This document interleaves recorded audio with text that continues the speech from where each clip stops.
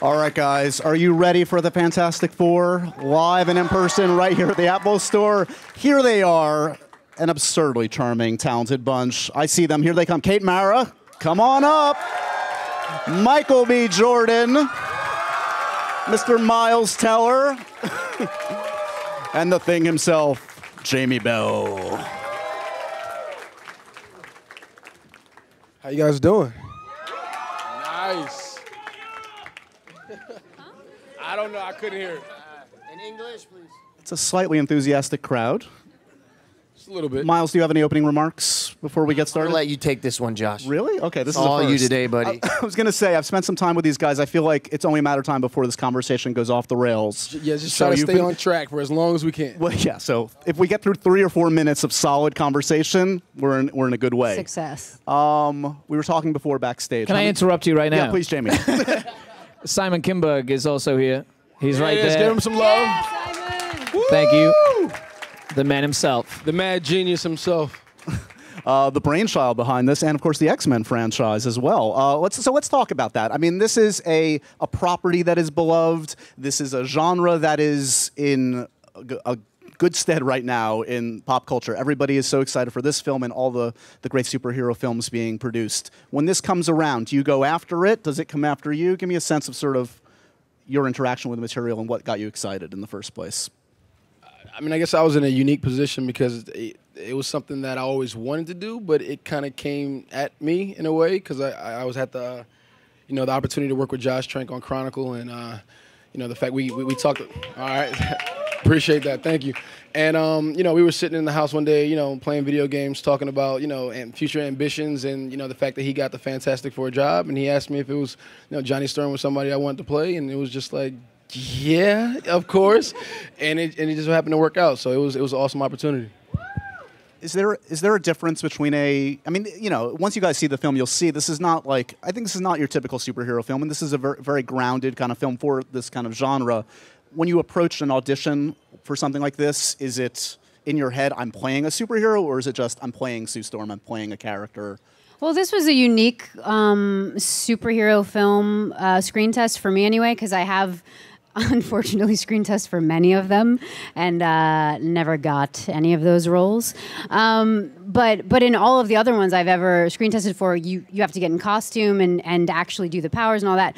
This one was more about just the chemistry between Miles and I and MBJ and I. And so it did really feel like, it felt like any other sort of drama or any other film that I've tested for before. For you, Miles, did it feel, when you heard about this character and you started to read for it, did it feel like a natural fit for you? Did it feel like something like, yeah, I can see myself in this context? Because it is a different sort of character than I've seen you play before. Yeah, and I think that's what, I have pretty eclectic taste. I think that's a good thing to have. I think it will keep you fresh because you don't want to repeat yourself. I had just got done playing a movie where maybe I was a character that was a little closer to Johnny's kind of thing, a little tempered, a little more of the Flash, and that wouldn't have interested me at that time. If it came a couple months later, maybe, but yeah, I was really into this guy that, as Josh described him, is obsessed with this quantum gate. This guy really is obsessed with science and discovery and wanting to kind of push the human race somewhere. And I love that kind of, I love that spirit. And, for Reed, he's a guy, he doesn't necessarily care about, oh, does this person like me? Do they think I'm weird this night? It's like, no, man, I'm dead set on kind of creating something that will give us the ability to travel interdimensionally. And I like that.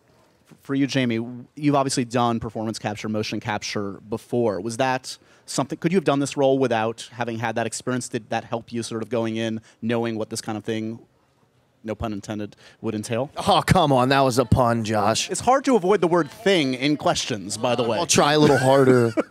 Okay, yeah, 4 minutes in. I worked a few times with Andy Serkis, who's I think considered the guru of performance capture. For those who don't know him, he's the guy who did the Gollum, Lord of the Rings. He's the guy who did Caesar, Planet of the Apes. I mean, he has used this technology. Yeah, I know. Do you hear that, Simon? Simon Kinberg also wrote Jumper. We just talked about a sequel outside. Do you know what I mean? That's endorsement right there. That's endorsement. This crowd wants it, Si. So I'd seen how he'd managed to use this technology to his advantage, enable him to like really get under the skin of these kinds of characters, and I think move audiences around the world. I mean, really give them an experience. So having worked with him before on Tintin and used used that technology before, it was useful. It was an advantage, yeah. So give me a sense, or give all of us a sense of sort of like, what does it look like on set for, you know, certain scenes are in literally another dimension and you are playing the thing, and that is obviously not a suit, that is performance capture as we've talked about. So what does that all look like? Are you in just like a void, and are you... We're in a green void. Yeah. It's just green. Everything's green. The floor's green. The walls are green. Everything's fucking green. Jamie's suit was green as well. Yeah, I'm basically in pajamas that look like a jockey. I've got this weird cap on. I'm on stilts to try and get me up to like 6'8". But the fun thing about that is that at least I'm in scenes with these guys. I mean, for us, it's a leap of faith in terms of acting as though we're in an environment and reacting as such that is then going to be put on the screen. You know, it's a lot of faith and trust in the director and the story, so that we don't look like idiots when the movie's finally coming out. You guys have to commit, or else it's not going to work. I mean, I remember for an earlier in the summer, another ginormous summer movie, we talked to Elizabeth Olsen about she had to do kind of what you had to do with this kind of like, creating stuff with her hands, and you have to kind of just like go for it. Do you feel silly on set when you're doing that, or are you just sort of like, I'm in it with these guys, I have to go for it, and if I go half-assed, it's not going to work? The first day I felt like an idiot, and but then you just you have to own it. You really do. You just have to go for it. But also, we all had to do pretty stupid things. So, anytime I felt stupid, I just looked at Jamie And thought, it's not that bad. It's pretty bad. It's pretty bad. What were the stupidest things, Miles and Michael? What did you have to do that made you feel like an idiot? Let's all feel like idiots together here tonight. It was the scene. I think they show it in the trailer. Huh? Oh, there was this one. They were trying to get this one line, and it was basically I was saying like the light, it's swallowing the earth, but they couldn't. Every time we do it, they just didn't like really get it. So then they would kind of rewrite or add a scene, and then I would be just in a different environment saying the light, it's swallowing the earth. And we did it like in 3 different scenes or something, and so that was like I'm like screw the light. Let the earth get swallowed. It's not a big deal. And then, the stretching stuff, it's like, yeah, it's all your imagination. When I'm on the bed and my body's stretching, Josh is like, okay. He was actually kind of walking me through it. It was cool. He's like, your hand is stretching down and it needs to go in these grates and you're getting your fingers in there. And so it's nice. It takes you out of your head. You just have to give in to this, to the process of it. Michael, you join an elite company of men and women that have flown in film. This is a bucket list moment for any actor, I would think, to get to play superhero who gets to fly. So, what did you have to work on your flying pose? Are there different ways to go? It's I love you guys too. There they I don't are. know where it came from. As long as it was women's voices, I'm okay with it. It's great. Love you. No, I guess, there's a classic Superman flying pose that's a little like, it's taken already, so you can't really go with that one. And you want to have your own unique kind of style with it. So we played with a couple different poses back and forth, and you just kind of went with what was most comfortable, I guess. Those safety harnesses and those flying harnesses aren't really as comfortable to the males as they are to the females. Just the way the anatomy is kind of made up, I'm following you. You following? I think I got You it. picking up what I'm putting down? All right. So, I think that was the most uncomfortable part of the whole gig for me, was just the flying stuff and the harnesses. I mean, I think a big part of this film, and I think something that people will take away is, and you see it on stage here, is that you guys legitimately actually do seem to like each other, or you're really good actors. I would do anything for these guys. Anything. Wow. We love you too, man. That's the heart right there. It's a question I've asked many actors, but like, how do you establish quote unquote chemistry? I mean, is that something that just comes with time? Is that something that's It's weird, man, because intangible? I'm an English dude. He's from Florida. Like, it shouldn't work. Do you know what I mean? Like, we're Where supposed my to be Florida like, people at? You know what I'm talking about. That was just sad. God. Shouldn't work. Disney? How about Jersey? All right, I like Jersey. England. How about New York? Let's go Giants! We're gonna have to turn it over to you guys for your amazing questions in just a moment. Before that, we do have a clip, I think, from your film. Would you guys like to see a little sneak peek at Fantastic Four? Nice. All right. Let's take a look. Nice. All right, you guys have some questions out there. Shall we begin? Hi, my name is Jalen. I have a question for Kate. When did you know that you wanted to become an actress and kind of take a picture with you? Yeah, get over here. Come on, up here. Come up here. Smile, man. Do you have a camera? Selfie. Come here.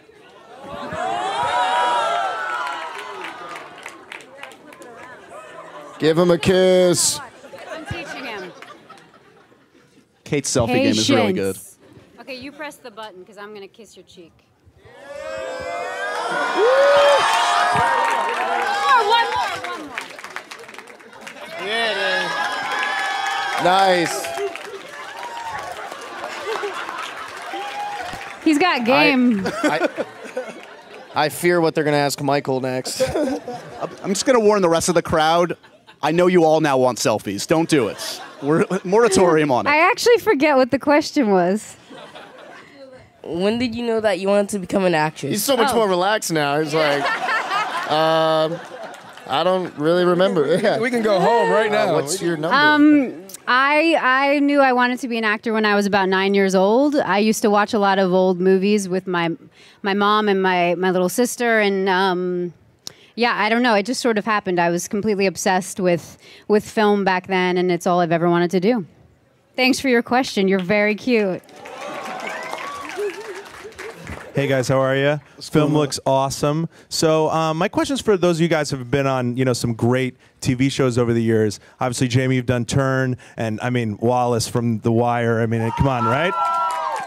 I kind of have to say, I mean, where's Wallace, String? Where's Wallace? I'm right here. Yeah, there you are. I'm right here. And then obviously, Kate, being on the show that literally redefined Netflix. All these shows have huge fan bases. And as you can see, so does the Marvel universe. I would love to know the comparison between, having been on these shows that have huge fan bases and now obviously the biggest fan base of them all, Marvel, how those two experiences relate for you guys.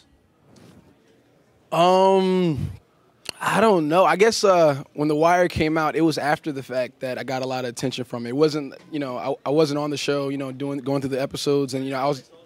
Friday Night Lights was an awesome show. Yeah, that was an awesome show to be a part of. But it was kind of the same thing. It was like I didn't get that instant attention or instant, gratification from the fans right away. But the movie hasn't even came out yet, and you guys are showing up here in massive numbers, showing so much love. It's pretty awesome to be a part of the Marvel universe. Hi, my name is Justin, and I have a question for Miles Teller because you're one of my biggest inspirations ever. Yeah. Thank you. I was just wondering how much of your costume was CGI. I guess this is for everyone. The wardrobe was not CGI at all. Obviously, Michael, once his kind of he's flaming on, then some stuff has to happen for it to look like flames. So that's real. But yeah, the suits. I don't know if we talk. I mean, I think the idea with Reed's looks different because he's he has to kind of. Am I gonna get a laser on me? Yeah. Okay. So Reed basically builds his own suit at one point. That's why it looks different, and it's you have to think if these things were happening. If I was stretching all these things all the time, I need to build something that can kind of help contain all that business. So I'm not just overflowing with limbs and stuff.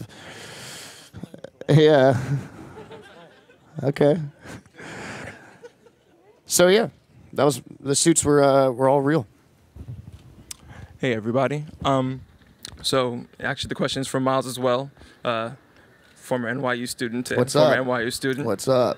What studio? Actually, I was in film class. We had a hip hop class together. Oh, cool. Yeah, bro. I thought you looked familiar.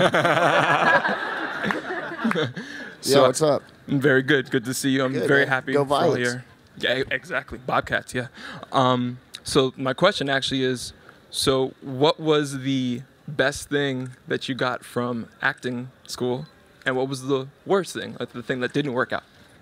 The best thing is just, I wish, being in acting school, I think was the greatest growing time of my life. And it's tough, just kind of going from film set to film set and you're having to, work on your stuff in such an isolated environment. The beautiful thing about being in theater school is that you're with 16 other weirdos who you're wearing sweatpants and you're pretending to be seaweed while the teacher's playing whale music and you're like, you're doing that. You're pushing an imaginary box across a ballet floor for 30 minutes. It's stuff like that. And I miss it. I think that if you're not learning and if you're not growing and you're not getting to kind of work on things, then you're not, you're not getting better. And I miss it, yeah. And the worst thing, the debt. The student loans. And also I think a lot of people got, caught up in, they couldn't, I was in Strasbourg, it's like I couldn't do sense memory. It's like I couldn't do sunshine. I can't hold a coffee cup. And they forget that at the end of the day, you're talking to another person. So I think they can get, a little intellectual. But yeah, it was great. NYU was the best experience of my life. Hi, guys. Hey. I'm Sasha. Nice to meet you. I just want to bring it all back to who is you guys' favorite superhero, all of you?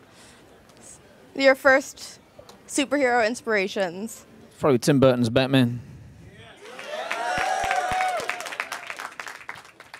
Yeah, I like Batman. I also was big fans. I know they're not superheroes, but for me it was Indiana Jones and Dick Tracy were huge for me. Oh, man, there's so many. I was a comic book nerd, so I'm going to go left field and say Darkwing Duck. I love Michelle Pfeiffer as Catwoman. Hi, I'm a big fan of everyone individually, especially Kate and Michael. But this question's for everyone. I love everyone. I love everyone.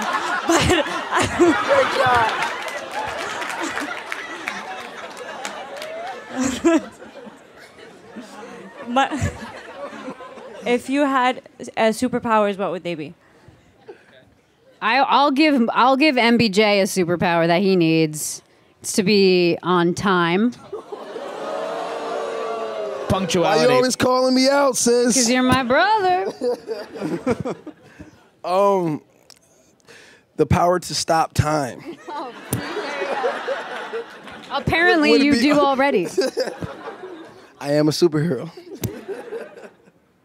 Miles. I don't know, man. Fly.